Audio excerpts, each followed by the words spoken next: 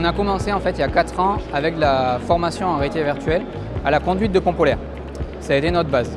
Ensuite on est monté dessus, on a ajouté la formation au chef de manœuvre, la formation du pompe polaire via la boîte à boutons.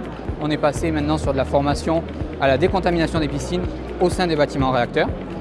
On fait également de la formation à la maintenance avec la METCP par exemple. Donc on est parti du pompe polaire qui a fait notre base et on s'est élargi, on est devenu assez transverse sur les activités de la PGAC.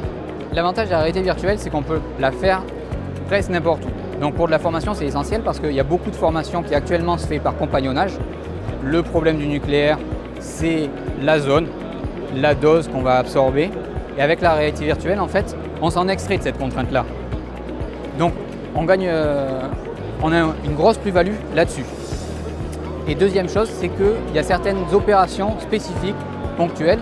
On se rappelle tous de la chute du générateur vapeur dans le bâtiment réacteur de Paluel, qui est une situation exceptionnelle. Et en fait, la réalité virtuelle va nous permettre de répéter les gestes que l'on va faire pour remonter un générateur vapeur.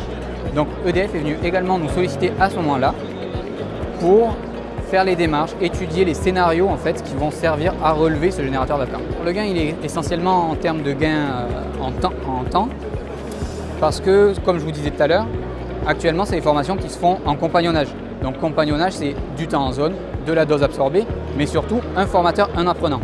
Aujourd'hui, en réalité virtuelle, on fait ça hors zone, donc pas de débit de dose absorbée. Et ensuite, on peut avoir un formateur pour plusieurs apprenants, 4 à 5 apprenants.